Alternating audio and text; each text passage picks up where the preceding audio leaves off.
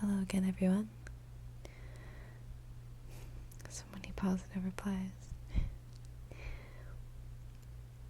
Thank you guys for making me laugh. Seriously, I needed it. I had a close call with David. He almost found me today. I caught a bus out of town, which is where I wrote this. Now, we continue. Hello, Xander. Out for a walk? Oh, fuck you. I spat, my cheek jammed against the table edge. Why so hostile? You know why, jackass. Not so loud. We're having a nice, quiet conversation. I struggled to push my head off the table, but he was so much stronger than me. Stop struggling and listen. I want to clarify the rules of the game since you finally caught on that we're playing. This isn't a game. You ruined my credit, stole my money, hacked my accounts, and stole my shit. I'm going to kill you. But I'm not going to kill you. That's the rule. I will not kill you, Xander. That would put an end to your ruined life, and that's not the goal. Now, you haven't put any effort into ruining my life. Why not? Because I'm not a sick psychopath? Clearly not. But this is boring me. I'm doing all the work making you fight for your life while you're doing nothing to improve me. Not that I haven't learned anything, but it would be more fun if you'd fight back. I'd even let Clark help you, but I think you need motivation. You think I need motivation to hurt you? As if, yes, you do need it, because despite everything that's happened to you, your only attempt to fight back was pathetic. I need you to up your game and fight harder. So that's where some motivation kicks in. He reached his left hand into his pants pocket and pulled out a smartphone. He tapped on it a few times before holding it up to his ear. It's me, he said when the other line picked up. Put her on. Then he held the phone to my ear. Someone was crying. Say hello. Hello? Katie, Jesus Christ. He kidnapped Katie. You motherfucker. Easy on the language, Xander. David smiled, talking as if he'd asked me to eat my vegetables. Katie, where are you? I said desperately into the phone. David took the phone away and hung up, sticking it back in his pocket. Do you understand the rules now, Xander? Are you motivated? I'm going to kill you, you son of a bitch. You'll burn in hell. Now, this isn't a theological discussion. You and Clark do your best to ruin my life. Do whatever you want, but if you kill me, I'll kill Katie. You can't kill her if you're dead. No, but my friend will. It's amazing the kind of people you can meet online. He's just as excited to play as I am. Do you have any questions before the game really starts? What the hell happened to you? We were best friends. Things change. I had been dreaming of this game for years now. You're my only real friend, and I could do this with. One day I decided to just go for it. You ruined your own life by trying to ruin mine. Once you're convicted of identity theft and kidnapping, your life is over. That's part of the game. Can't ruin me if you can't convict me. I've been preparing for years. He grinned. His eyes were dark and menacing. Don't you think that's unfair to me? How am I supposed to put in a good effort if you've been preparing for years? I'll consider giving you some advice, he admitted, looking thoughtful. In the meantime, do your best and tell Clark to play along because I'll have some motivation for him too. The sound of scrambling on the back fence alerted us to someone's presence. I shouted for help and David slapped me, but lightly. I tried to see who it was for my limited movement. Clark's face appeared over the fence. And that's my cue to leave, David said with a smile. It's been good catching up with you, Xander. Clark shot across the yard, yelling for David to piss off. David just stood there, looking at me and waiting. And that's when Clark got up and punched him square in the face. David flew to the ground, releasing my head. I stood up and rubbed my sore face. David started to get up, but Clark kicked him in the side. Stay down. A light went on in the house behind us. We both turned to look. I had the thought to hold David here until the police arrived. When we turned around, David was halfway down the street. Clark started to take off, but I grabbed his arm. Stop, just let him go. I have something to tell you. We made a quick decision to avoid the cops tonight. We went to file a report with them on our terms, not having to explain what we were doing trespassing in the middle of the night. We jogged back to his car and went home. We sat in the living room couch as I told Clark about David's conversation. Clark was staring dumbfounded at me. I thought you said he used to be a friend. He did. And he never acted like this. No, not to me. This is insane, Clark said, standing from the couch.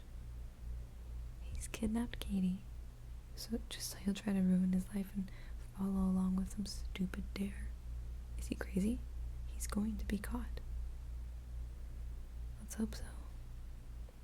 But we should start planning.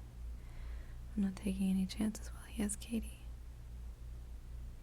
Okay, man, I want nothing to do with this at all, but I also want to help you. If it was anyone else, I'd nope the fuck out.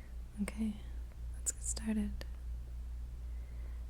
I don't know how much detail I want to put in here because it's likely it'll get slow and boring for you. We stayed up all night long, mapping out events, people, weaknesses, strengths, everything we could think of. We filled half a notebook with all our notes. And these were the weaknesses we could come up with that we could potentially use against David. Boredom with life. So we could make the game too boring to continue. His mom. If she knew what was going on, she might be able to get him to stop. I know some of you commented that we should kidnap Mrs. K and use her, but we were still very green and had no desire to do the kind of shit that David was using. Work.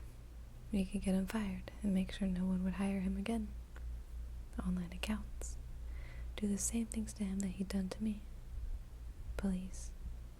If we could come up with hard evidence to get him convicted, the problem would be solved. Katie. Since he'd kidnapped Katie, the police would definitely get involved. I could easily report my suspicions about David and they'd search him for the tiniest evidence. Well, then we looked at his strengths, things to look out for. Prepared. He obviously had a timeline he was following and he knew what he was doing. Time. The junk mail and credit fraud incidents had all begun long before I felt the effects. This meant that there could be other traps David had set up that would go off like a time bomb sometime in the future. Physical body. It was clear from tonight that he'd been working out a ton. And practicing, possibly training for his job as a security guard. Money. He had a lot of money now for what he stole from me and used fraud to receive. Friends. If he'd made a friend who was willing to get involved in a kidnapping, and there were 2 or possibly more psychopaths to worry about now. Knowledge. He knew how to use fraud without getting caught, yet, and hack accounts, computers, or at least hire someone else to do it for him. We had no idea what other dangerous knowledge he might have, so we made a list of things he could know that we should learn how to counter. And I won't list it here because it's pretty long. And then willingness to break the law. It was clear that the law was not part of the rules of the game for him. He was either unafraid to be caught or confident that he never would be. After we looked at David, we looked at ourselves. First, our weaknesses. Knowledge. We didn't have nearly the amount of knowledge David had. Not just knowledge about how to do things like fix a pipe, but also knowledge about David, who his friends were, where he worked, who he talked to, etc. We'd have to start learning like crazy to try to catch up. Money. I had no money left. Clark was limited because he just spent a ton on that plasma TV that was just stolen. Home and car. David knew where we lived. We planned to sell our lease ASAP.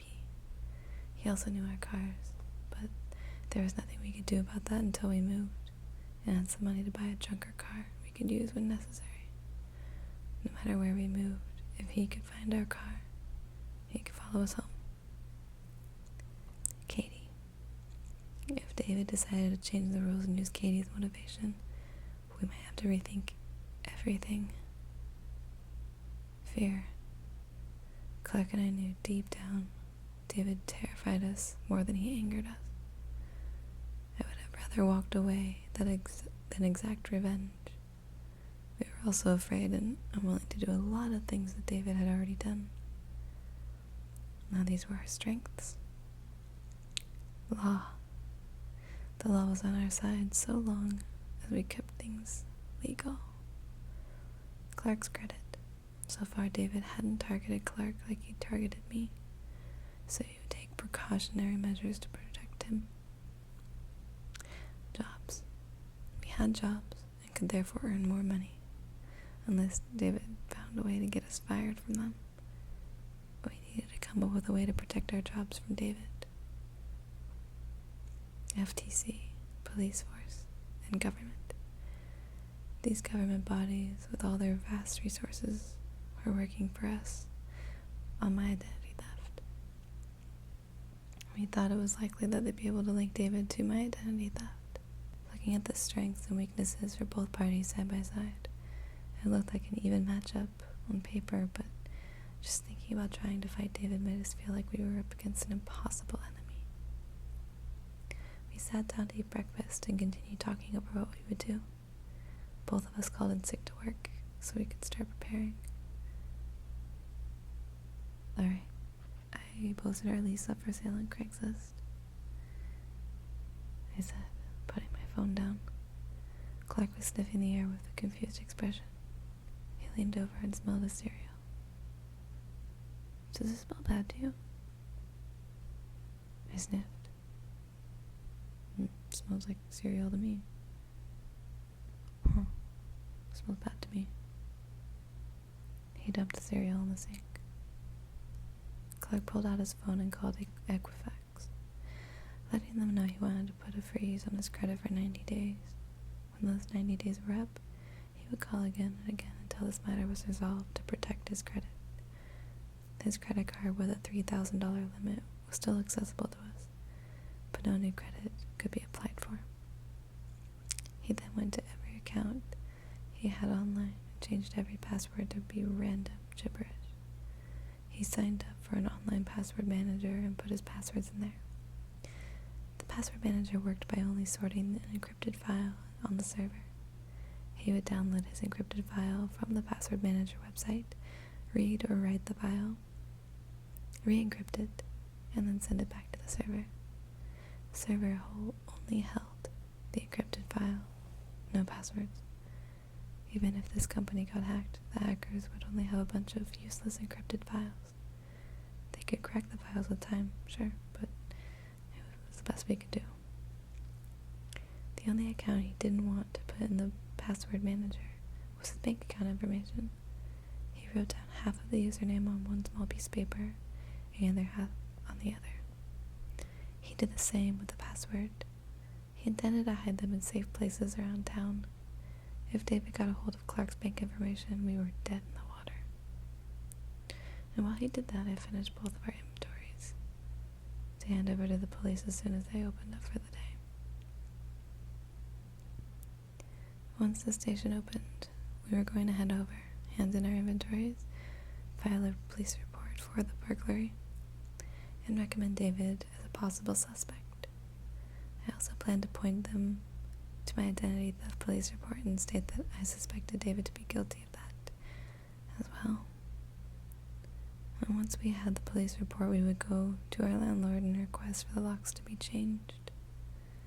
Using the police report as evidence of the break-in, the ticket told us that the door had been opened regularly and not forced. That meant that David had somehow made a copy of our key. And as I got close to 9 a.m., we got into Clark's car and drove around town. He got out at 4 locations and hid his scraps of paper somewhere. He knew it had to be somewhere people didn't touch for months at a time and wouldn't be damaged or moved by sprinklers or storms. I didn't know where he hid them, but he assured me they were safe. After they were hidden, we drove to the police station to file our report. We waited patiently for an officer to see us. Once we were called over, we took a seat and told him about the break-in and that a police report had been started, and we were now turning in an inventory of our stolen things. We have a suspect for the burglary. Okay, who? His name is David King. He used to be a friend of mine, but not anymore. What happened? He asked, writing the name down. Well, recently I had my identity stolen.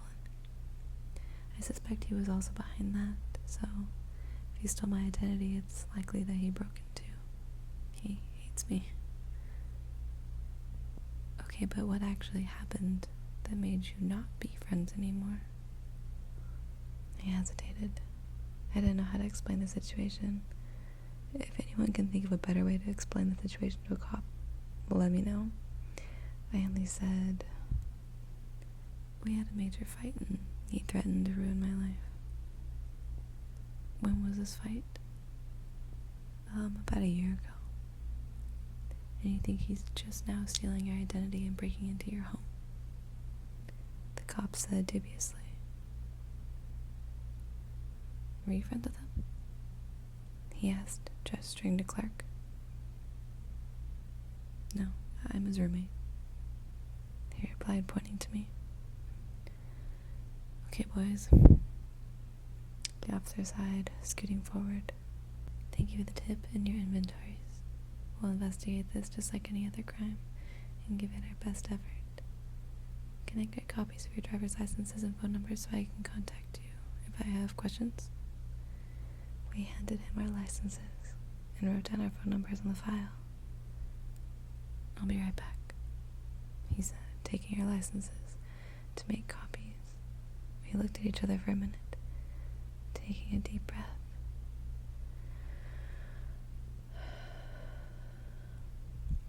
He doesn't believe us. We'll find evidence. 5 minutes passed, then 10. Then the officer came back, 2 others at his side.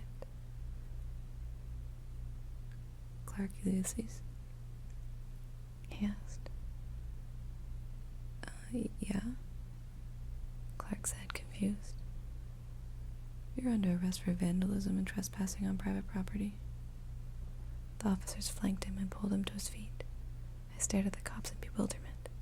Clark's eyes were wide. when I went in to copy your license, the cop said, holding it up. I checked it against our records. Last night, someone called in a report that you'd been to their home and sprayed thief on their house, and then attacked him when he came in out to stop you. My mouth dropped open. Son of a bitch. David King, the one you recommended as a suspect, was the one who called it in. Seems to me like you're trying to discredit him before he reported you. Guess he beat you to it.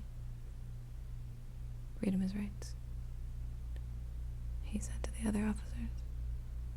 Wait, I said, standing up. Hold on, I was there too. It wasn't just him. The clerk shook his head at me ever so slightly. No, I wasn't going to let him take the fall for this. Mr. King explicitly stated that there was only one vandal, and that he watched Mr. Ulysses sneak up to the house and spray it by himself. And I know you're trying to protect your friend, but don't throw your life away, kid. One of the officers started reading Clark his Miranda rights while I cuffed him and walked him towards the door leading to the inmate processing. Call my mom for bail. I'll be out soon. Clark shouted behind him. Don't let him win.